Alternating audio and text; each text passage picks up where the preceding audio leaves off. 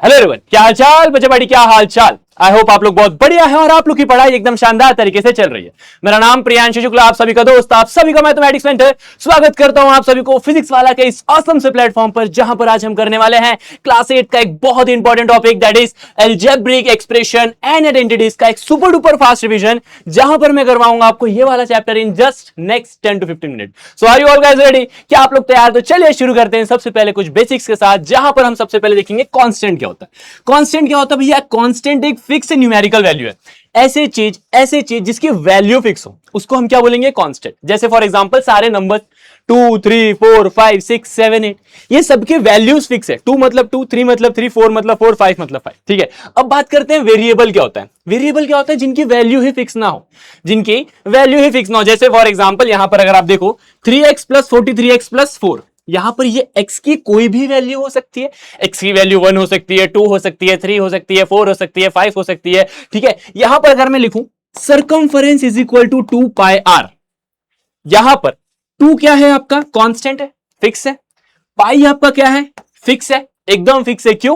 क्योंकि पाई की वैल्यू 22/7 होती है। लेकिन रेडियस वेरिएबल है, रेडियस चेंज हो सकता है, सर्कमफरेंस आपका चेंज हो सकता है। तो यहां पर सर्कमफरेंस और वेरिएबल सर्कमफरेंस और रेडियस आपके वेरिएबल कहलाएंगे।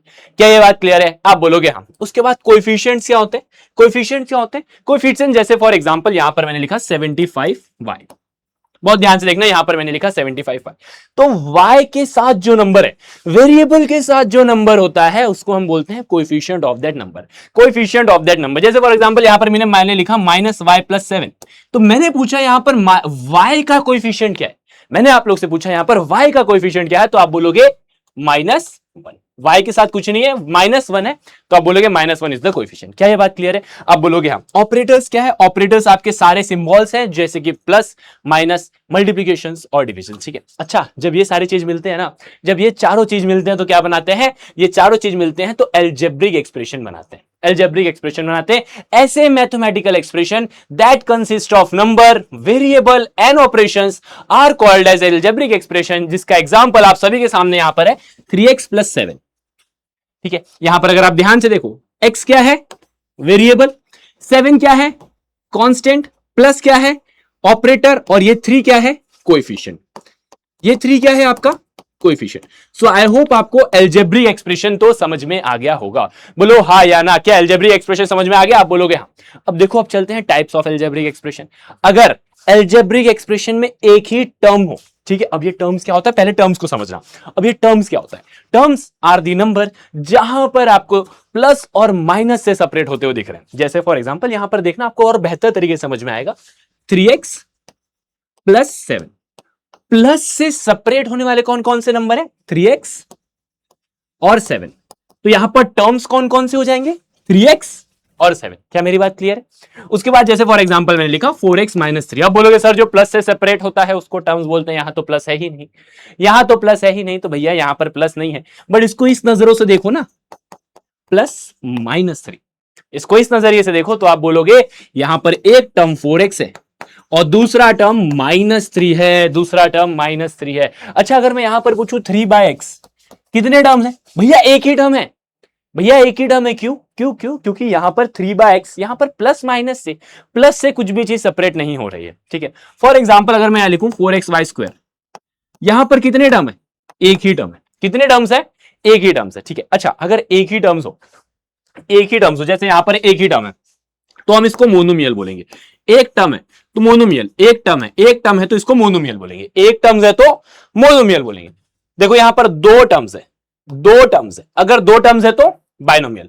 अगर 1 2 3, यहां पर देखो 3 टर्म्स है, यहां पर देखो 3 टर्म्स है, 3 टर्म्स है तो ट्राइनोमियल। क्या बात समझ में आई? आप बोलोगे हाँ। यहां पर उसी चीज का प्रॉपर डेफिनेशन लिखा हुआ है। अगर एक टर्म है तो मोनोमियल, अगर दो टर्म है तो बाइनोमियल, अगर 3 टर्म है तो ट्राइनोमियल। अब the algebraic expression having one or more terms with the variable having non-negative integer as an exponent is known as the polynomial. polynomial क्या होता है भैया? एक या एक से ज्यादा टर्म्स वाले जिनका जो एक्सपोनेंट है वो हमेशा होल नंबर में रहेंगे। जैसे यहां पर अगर आप ध्यान से देखो, फॉर एग्जाम्पल मैंने लिखा x की पावर 1/2, x की पावर 1/2। तो ठीक है, ये मोनोमियल तो है मानता हूं, लेकिन क्या ये पॉलिनोमियल है? नहीं है, ये पॉलिनोमियल नहीं है। क्यों नहीं है पॉलिनोमियल? ये पॉलिनोमियल इसलिए नहीं है क्योंकि इसका जो एक्सपोनेंट है वो फ्रैक्शन में है, ये फ्रैक्शन में नहीं होना चाहिए, ये फ्रैक्शन में नहीं होना चाहिए। यहां पर अगर आप इसकी बात करोगे ये पॉलिनोमियल है, अगर आप इसकी बात करोगे ये पॉलिनोमियल है, अगर आप ये इसकी बात करोगे तो ये पॉलिनोमियल है।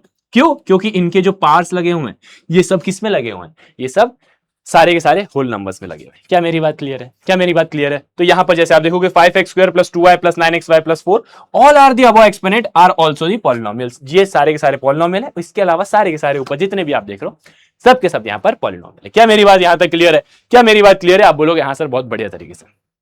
ठीक है, अब चलते हैं एडिशन और सब्ट्रैक्शन के ऊपर। एडिशन और सब्ट्रैक्शन का केस बहुत ही सिंपल है। एडिशन करना हो या सब्ट्रैक्शन करना हो, बहुत ध्यान से सुनना, अगर आपको एडिशन करना हो या सब्ट्रैक्शन करना हो, हमेशा सिर्फ और सिर्फ लाइक टर्म का ही होगा। किसका होगा भैया? लाइक टर्म है। सर ये लाइक टर्म्स क्या होते हैं? बहुत ध्यान सुनना सर, ये लाइक टर्म्स क्या होते हैं? लाइक टर्म्स वो होते हैं जिनका वेरिएबल सेम हो, जिनका वेरिएबल सेम हो और साथ ही साथ में एक्सपोनेंट से सेम हो, साथ ही साथ में एक्सपोनेंट सेम। जैसे फॉर एग्जांपल यहां पर मैंने लिखा xy और यहां पर मैंने xy² और यहां पर मैंने लिखा 7xy²। तो ये दोनों के दोनों लाइक टर्म कहलाएंगे। बोलो क्यों लाइक टर्म कहलाएंगे? क्योंकि इसका जो वेरिएबल है वो है xy और इसका जो वेरिएबल है वो है xy। इसका जो एक्सपोनेंट है ये x⁻1 y⁻2 x⁻1 y⁻2, तो इसको हम बोलेंगे like term. Sir like term की जरूरत क्या है? अभी अभी अभी थोड़ा सा रिवाइंड करो, पीछे पीछे पीछे पीछे जाओ। मैंने अभी आपको एक बात बताई थी। कौन सी बात बताई थी? मैंने आपको ये बताई थी कि अगर आपको एडिशन और सब्ट्रैक्शन करना है तो हमेशा आपको यहां पर लाइक टर्म्स को ही सॉल्व करना है। जैसे यहां पर क्या बोल रहा है, ये वाले नंबर को ये वाले नंबर्स के साथ ऐड करो। मैंने बोला ठीक है कर देंगे, बहुत ही सिंपल है, मैं अभी करवा दूंगा बहुत अच्छे तरीके से। सबसे पहले क्या करोगे, इसको इस तरीके से लिखोगे कि लाइक टर्म के नीचे लाइक टर्म्स आ जाए। जैसे p के साथ p है, p² के साथ कोई नहीं है तो अकेला छोड़ दो और जो कांस्टेंट टर्म है उसको एक साथ ला दो। क्या मेरी बात समझ में आई? लाइक टर्म को लाइक टर्म के नीचे लिखना, ठीक है, जो कुछ भी नहीं है खाली छोड़ देना, कांस्टेंट को कांस्टेंट के साथ लिख देना। अब इसको ऐड कर दो भाई, अब इसको ऐड कर दो। आप इसको अगर ऐड करोगे तो 5 देखो 5 - 11 करोगे तो +5 - 11 कितना होता है? -6 होता है। तो यहां पर आप लिख दोगे -6, ठीक है। यहां -4p + 9p है, तो क्या करोगे, इनके कोएफिशिएंट्स को ऐड करोगे। कोएफिशिएंट क्या है? -4 + 9, -4 + 9 कितना होता है? 5 होता है। तो यहां पर 5p आएगा, ठीक है। और ये 15p² वैसे का वैसा रहेगा, इसमें हम कुछ भी ऐड नहीं कर रहे हैं। ये माइनस साइन लगेगी कि प्लस साइन लगेगी? सबसे बड़ी बात यहां पर ये आती है कि सर यहां पर माइनस साइन लगेगी कि प्लस साइन लगेगी? तो मेरे बेटे यहां पर +5 है तो यहां पर हम +5 लिखेंगे। क्या लिखेंगे बच्चा? यहां पर हम +5 लिखेंगे। तो यहां पर बहुत बेसिक बात यही है कि आपको लाइक टर्म के नीचे लाइक टर्म लिखना है। अच्छा सिर्फ एडिशन में ये होगा? नहीं नहीं नहीं, सब्ट्रैक्शन का भी यही सीन है। अगर आपको सब्ट्रैक्ट करना है so make sure like term के नीचे आप लोग लाइक टर्म्स लिख रहे हैं। जैसे यहां पर क्या बोल रहा है, ये वाले नंबर को सब्ट्रैक्ट करना है इससे, ठीक है। तो मैंने हमेशा ये वाला नंबर पहले लिखूंगा। फ्रॉम वाले केस में बार बार बता चुका हूं, वन शॉट्स वीडियो जो बड़े वीडियो उसमें भी मैंने बहुत सारे क्वेश्चन करा है। यहां पर मैं बस रिवाइज करा रहा हूं। यहां पर आपको ये वाले नंबर को इससे सब्ट्रैक्ट करना। तो पहले ये वाला नंबर लिखोगे, उसके बाद लाइक टर्म के नीचे लाइक टर्म लिखोगे, लाइक टर्म्स के नीचे लाइक टर्म्स लिखोगे। बोलो हाँ या ना? लाइक टर्म्स के नीचे लाइक टर्म लिख दिया, a² b² b और b। माइनस के केस में ये जितने भी साइंस है यहां पर सब के सब चेंज हो जाएंगे। यहां पर प्लस है तो ये यहां पर माइनस हो जाएगा, यहां पर कुछ भी नहीं है तो छोड़ दो, यहां पर ये माइनस है तो ये प्लस हो जाएगा, ये प्लस है तो माइनस हो जाएगा और ये माइनस है तो प्लस हो जाएगा। क्योंकि माइनस जब अंदर ब्रैकेट के जाता है तो साइन चेंज होती है माइनस में। ये वाली बात को याद रखना वरना दिक्कत हो जाएगी, ठीक है। माइनस ये प्लस आएंगे तो ये माइनस हो जाएगा। ध्यान से देखना, ये माइनस तो सबके साथ हो रहा है ना, ये माइनस सबके साथ हो रहा है, ठीक है। तो ये प्लस आएंगे तो यहां माइनस हो जाएगी, माइनस है तो प्लस हो जाएगी, प्लस है तो माइनस हो जाएगी, माइनस है तो प्लस हो जाएगी, ठीक है। अब यहां पर वही सेम स्टेप, अब वही सेम स्टेप यहां पर क्या है? +3, ठीक है। यहां पर क्या है? +3, यहां पर -3b -6b, -3b -6b, तो ये हो जाएगा आपका -9b के बराबर। ये सेम टू सेम वैसे ही रहेगा। आप बोलोगे सर इसकी साइन क्यों नहीं चेंज की? अरे भैया यहां वाले की साइन जो चेंज होगी, यहां कुछ भी नहीं है तो हमें साइन चेंज करने की जरूरत ही नहीं, ठीक है। यहां पर 8 + 4 12 होता है, साइन अब ये वाली कंसिडर करना, इसको मत कंसिडर करना, ठीक है। यहाँ -4ab वैसे का वैसा रहेगा और 7 - 5 2a स्क्वायर होगा। मैं बार बार बता रहा हूं ये वाली साइन को, जो यहां पर साइन लिखी है उसको कंसिडर करते हुए चलना। आप बोलोगे ठीक है। उसके बाद आता है sir multiplication of two monomial या फिर मल्टीप्लीकेशन ऑफ एल्जेब्रिक एक्सप्रेशन। मैं बताऊं मल्टीप्लीकेशन के पास कोई एटीट्यूड नहीं, बेचारा बहुत अच्छा आदमी है। कैसा अच्छा आदमी पता है? ये बोलता है भैया हमें फर्क नहीं पड़ता कि आप लाइक हो या अनलाइक हो, हम सबके साथ घुल मिल जाते हैं। ये कांस्टेंट को कांस्टेंट के साथ मल्टीप्लाई करता है, कोएफिशिएंट को कोएफिशिएंट के साथ मल्टीप्लाई करता है, वेरिएबल को वेरिएबल के साथ मल्टीप्लाई करता है। क्या मेरी बात समझ में आई? मेरी बात सुनना, कोएफिशिएंट को कोएफिशिएंट के साथ मल्टीप्लाई करेगा, 5 2 = 10, ए क्यूब ए के साथ मल्टीप्लाई करेगा तो ए क्यूब यहां पर है और एक 1 यहां पर है, तो कुल मिला के ए 4 हो जाएंगे, ठीक है। बेसिकली रूल यही है, ए की पावर m प्लस ए की power n is equal to a की पावर m प्लस n। बोलो हाँ या ना? ए की पावर m प्लस n यही होता है। तो यहाँ 3 है, यहाँ 1 है, तो दोनों को ऐड करूंगा तो ये हो जाएगा। b की पावर 1 है, b की पावर 2 है, तो यहाँ पर b की पावर 3। ये आपका आंसर हो जाएगा, ये आपका आंसर हो जाएगा। क्या मेरी बात क्लियर है? क्या मेरी बात क्लियर है? अब यहां पर 3 मोनोमियल आ गए, सेम रूल है भाई। 3 आ जाए, 4 आ जाए, 5 आ जाए, सेम रूल है। कांस्टेंट को कांस्टेंट के साथ, कोएफिशिएंट को कोएफिशिएंट के साथ, वेरिएबल को वेरिएबल के साथ। क्लियर है? देखो 4 5 = 20, 26 = 120। x एक बार, यहां 2 बार और यहां 3 बार, कुल मिला के 3 4 5 6 बार। कुल मिला के x इतने बार आ रहा है? 6 बार। यहां y एक बार, 2 बार, 3 बार, तो y भी 6 बार आ रहा है। तो ये आपका आंसर हो जाएगा, ये आपका आंसर हो जाएगा, ठीक है। अब इस वाले केस में यहां पर क्या है, मोनोमियल को मैं बाइनोमियल के साथ मल्टीप्लाई कर रहा हूं। इस केस में जो प्रॉपर्टी लगी वो मुझे अभी कमेंट सेक्शन में अभी बताओ कि यहां पर कौन सी प्रॉपर्टी लगेगी अगर मैं एक मोनोमियल को बाइनोमियल के साथ मल्टीप्लाई करूं। तो यहां पर क्या होगा, यहां पर ये जो ए स्क्वायर है ये पूरे के साथ मल्टीप्लाई होगा, ए स्क्वायर इसके साथ भी मल्टीप्लाई होगा, ए स्क्वायर इसके साथ भी मल्टीप्लाई होगा।